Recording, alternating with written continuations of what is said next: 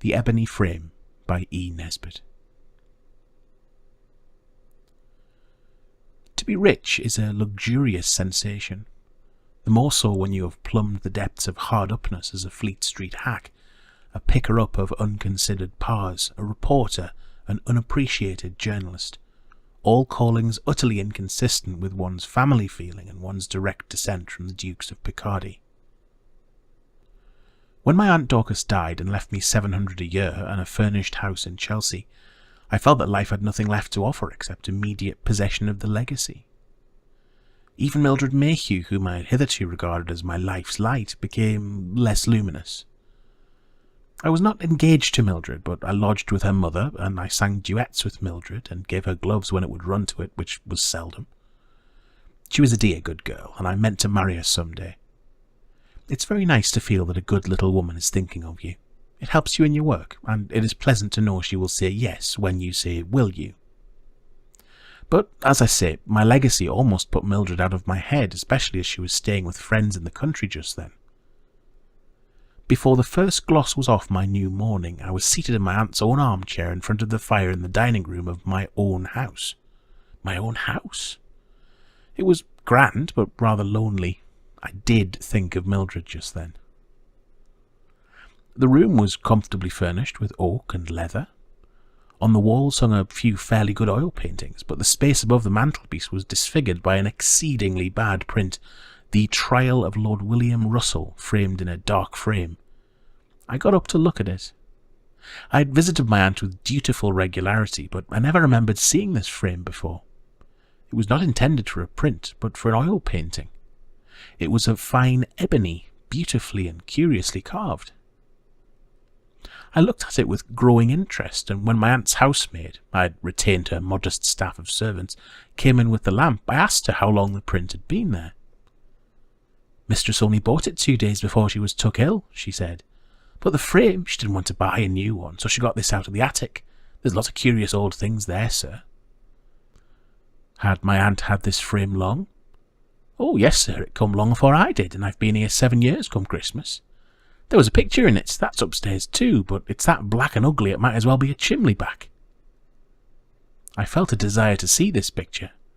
What if it was some priceless old master in which my aunt's eyes had only seen rubbish? Directly after breakfast next morning, I paid a visit to the lumber room.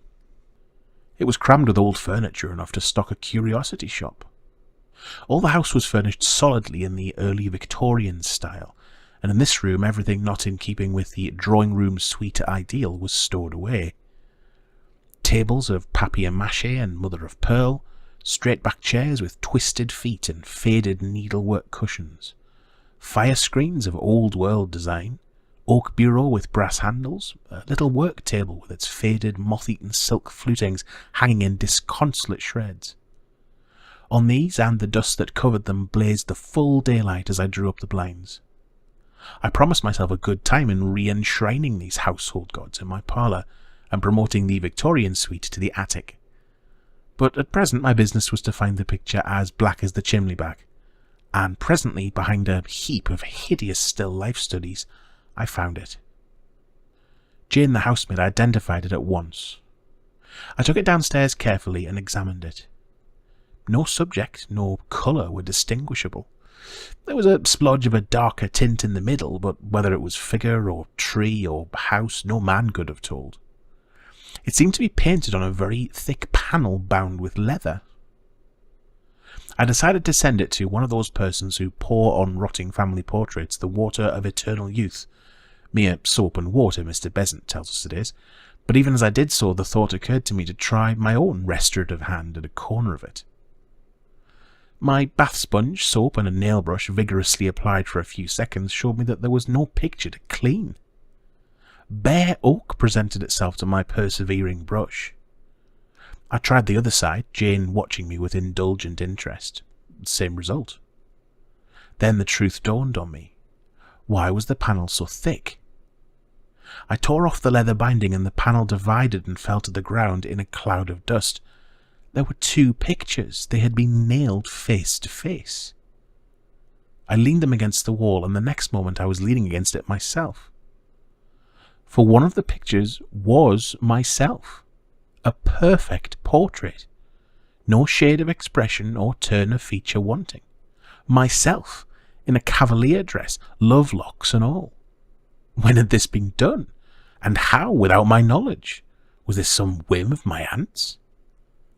"Law, sir," the shrill surprise of Jane at my elbow. "What a lovely photo it is. Was it a fancy ball, sir?" "Yes," I stammered. I don't think I want anything more now. You can go." She went, and I turned, still with my heart beating violently, to the other picture. This was a woman of the type of beauty beloved of Burne-Jones and Rossetti. Straight nose, low brows, full lips, thin hands, large, deep, luminous eyes. She wore a black velvet gown. It was a full-length portrait. Her arms rested on a table beside her, and her head on her hands, but her face was turned full forward, and her eyes met those of the spectator bewilderingly.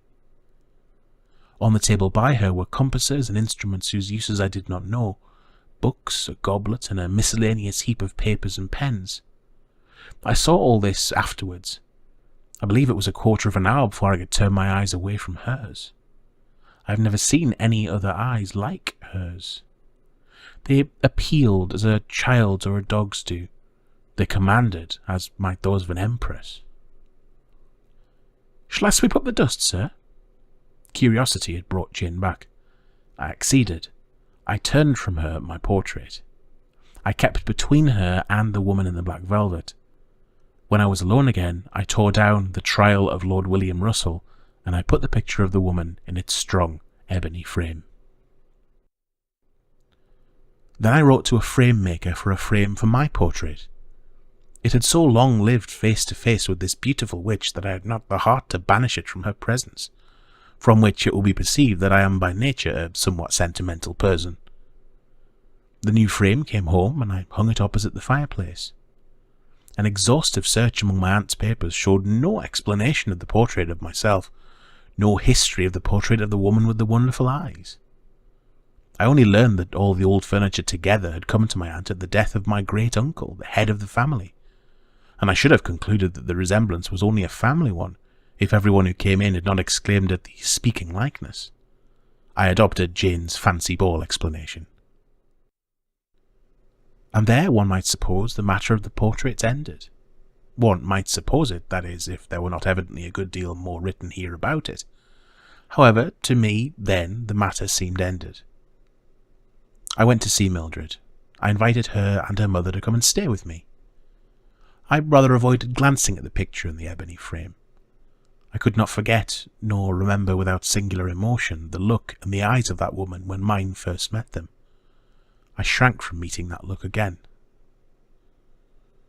I reorganized the house somewhat, preparing for Mildred's visit. I turned the dining room into a drawing room. I brought down much of the old-fashioned furniture, and after a long day of arranging and rearranging, I sat down before the fire, and, lying back in a pleasant languor, I idly raised my eyes to the picture. I met her dark, deep hazel eyes, and once more my gaze was held fixed as by a strong magic, the kind of fascination that keeps one sometimes staring for whole minutes into one's own eyes in the glass. I gazed into her eyes and felt my own dilate, pricked with a smart like the smart of tears. "I wish," I said, "oh, how I wish you were a woman and not a picture. Come down. Ah, come down."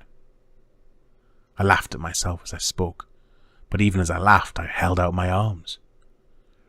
I was not sleepy, I was not drunk, I was as wide awake and as sober as ever was a man in this world. And yet, as I held out my arms, I saw the eyes of the picture dilate, her lips tremble, if I were to be hanged for saying it. It is true. Her hands moved slightly, and a sort of flicker of a smile passed over her face. I sprang to my feet. "This won't do," I said, still aloud. "Firelight does play strange tricks. I'll have the lamp." I pulled myself together and made for the bell. My hand was on it when I heard a sound behind me, and turned, the bell still unrung. The fire had burned low, and the corners of the room were deeply shadowed, but surely there, behind the tall worked chair, was something darker than a shadow. I must face this out, I said, or I shall never be able to face myself again. I left the bell, I seized the poker and battered the dull coals to a blaze. Then I stepped back resolutely and looked up at the picture. The ebony frame was empty. From the shadow of the worked chair came a silken rustle, and out of the shadow the woman of the picture was coming towards me. I hope I shall never again know a moment of terror so blank and absolute. I could not have moved or spoken to save my life. Either all the known laws of nature were nothing, or I was mad. I stood trembling, but I am thankful to remember I stood still while the black velvet gown swept across the hearthrug towards me. Next moment a hand touched me, a hand soft, warm, and human, and a low voice said, "You called me. I am here." At that touch and that voice the world seemed to give a sort of bewildering half-turn. I hardly know how to express it, but at once it seemed not awful, not even unusual for portraits to become flesh, only most natural, most right, most unspeakably fortunate. I laid my hand on hers. I looked from her to my portrait. I could not see it in the firelight. "We are not strangers," I said. "Oh no, not strangers." Those luminous eyes were looking up into mine. Those red lips were near me. With a passionate cry, a sense of having suddenly recovered life's one great good that had seemed wholly lost, I clasped her in my arms. She was no ghost. She was a woman, the only woman in the world. "How long?" I said. "Oh, love, how long since I lost you?" She leaned back, hanging her full weight on the hands that were clasped behind my head. "How can I tell how long? There is no time in hell," she answered. It was not a dream. Ah, no, there are no such dreams. I wish to God there could be. When in dreams do I see her eyes, hear her voice, feel her lips against my cheek, hold her hands to my lips as I did that night, the supreme night of my life. At first we hardly spoke. It seemed enough, after long grief and pain, to feel the arms of my true love round me once again. It is very difficult to tell this story. There are no words to express the sense of glad reunion, the complete realization of every hope and dream of a life that came upon me as I sat with my hand in hers and looked into her eyes. How could it have been a dream when I left her sitting in the straight-backed chair and went down to the kitchen to tell the maids I should want nothing more, that I was busy and did not wish to be disturbed, when I fetched wood for the fire with my own hands and, bringing it in, found her still sitting there, saw the little brown head turn as I entered, saw the love in her dear eyes, when I threw myself at her feet and blessed the day I was born, since life had given me this. Not a thought of Mildred. All the other things in my life were a dream. This, its one splendid reality.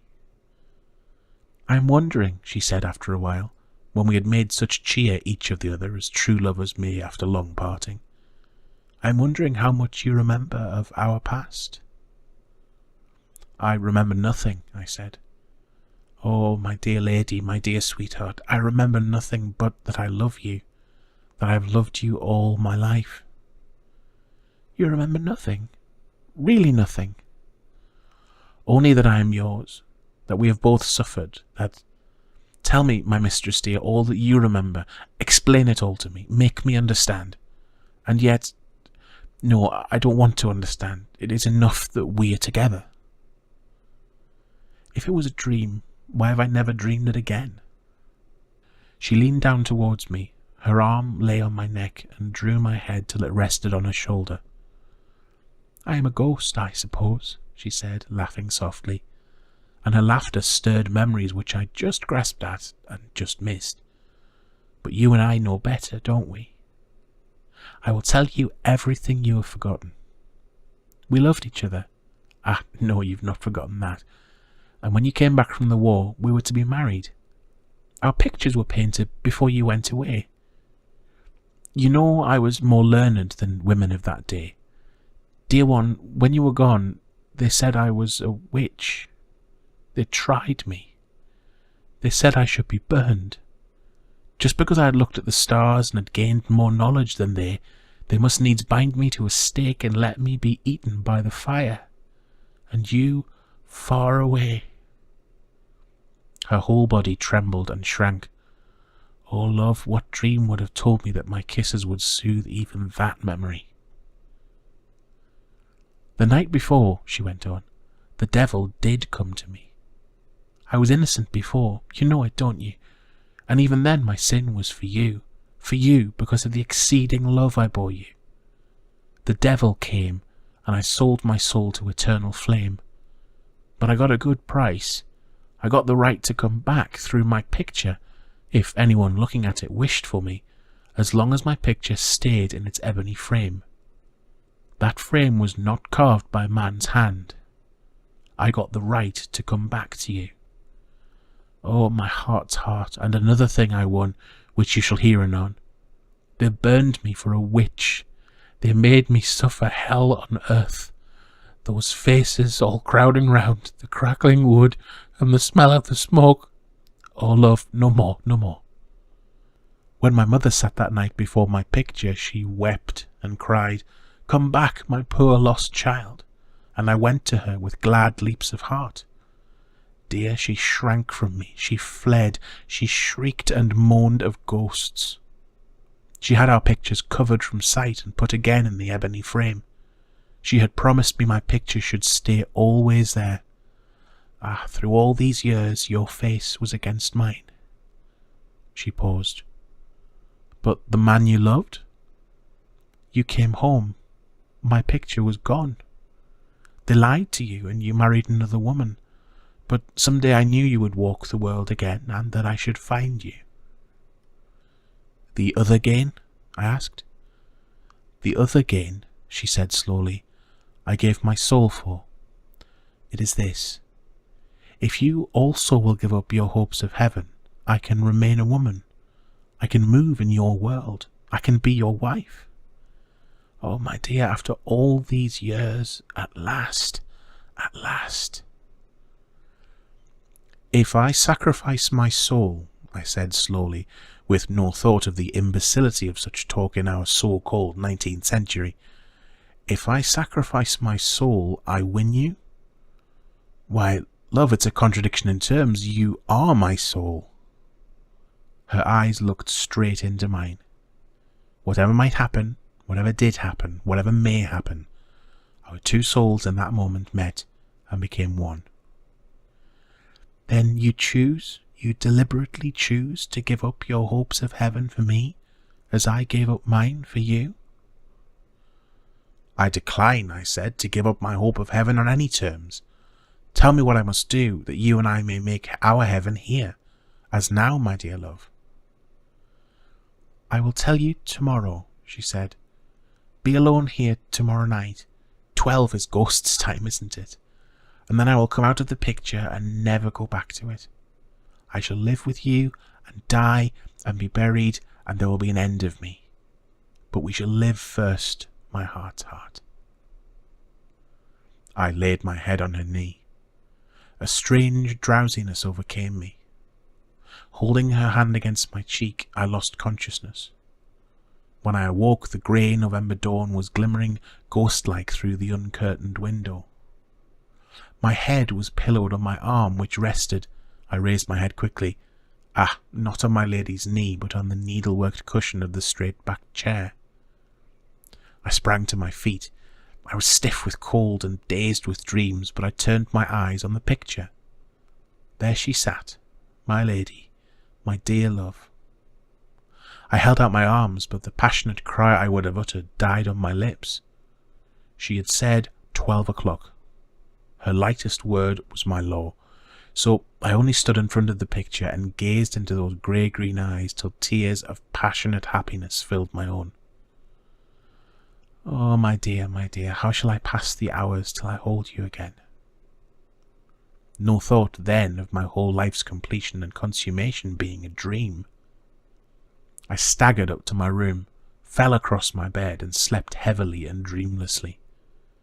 When I awoke, it was high noon. Mildred and her mother were coming to lunch. I remembered at one shock Mildred's coming and her existence. Now, indeed, the dream began. With a penetrating sense of the futility of any action apart from her, I gave the necessary orders for the reception of my guests. When Mildred and her mother came, I received them with cordiality, but my genial phrases all seemed to be someone else's. My voice sounded like an echo. My heart was otherwhere. Still, the situation was not intolerable until the hour when afternoon tea was served in the drawing room. Mildred and her mother kept the conversational pot boiling with a profusion of genteel commonplaces, and I bore it as one can bear mild purgatories when one is in sight of heaven.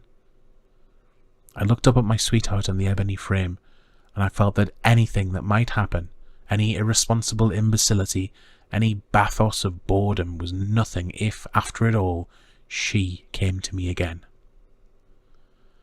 And yet, when Mildred too looked at the portrait and said, "What a fine lady, one of your flames, Mr. Devine," I had a sickening sense of impotent irritation, which became absolute torture when Mildred, how could I ever have admired that chocolate box barmaid style of prettiness, threw herself into the high-backed chair, covering the needlework with her ridiculous flounces, and added, "Silence gives consent. Who is it, Mr. Devine? Tell us all about her. I'm sure she has a story." Poor little Mildred, sitting there smiling, serene in her confidence that every word charmed me, sitting there with her rather pinched waist, her rather tight boots, her rather vulgar voice, sitting in the chair where my dear lady had sat when she told me her story. I could not bear it. "Don't sit there," I said. "It's not comfortable." But the girl would not be warned. With a laugh that set every nerve in my body vibrating with annoyance, she said, "Oh dear, mustn't I even sit in the same chair as your black velvet woman?" I looked at the chair in the picture. It was the same, and in her chair Mildred was sitting. Then a horrible sense of the reality of Mildred came upon me. Was all this a reality after all? But for fortunate chance might Mildred have occupied not only her chair, but her place in my life? I rose. "I hope you won't think me very rude," I said, "but I am obliged to go out." I forget what appointment I alleged. The lie came readily enough. I faced Mildred's pouts with the hope that she and her mother would not wait dinner for me. I fled. In another minute I was safe, alone, under the chill, cloudy autumn sky, free to think of my dear lady. I walked for hours along streets and squares. I lived over again and again every look, word, and hand touch, every kiss. I was completely, unspeakably happy. Mildred was utterly forgotten. My lady of the ebony frame filled my heart and soul and spirit. As I heard 11 boom through the fog, I turned and went home. When I got to my street, I found a crowd surging through it, a strong red light filling the air. A house was on fire. Mine. I elbowed my way through the crowd. The picture of my lady, that at least I could save. As I sprang up the steps, I saw, as in a dream, yes, all this was really dreamlike, I saw Mildred leaning out of the first-floor window, wringing her hands.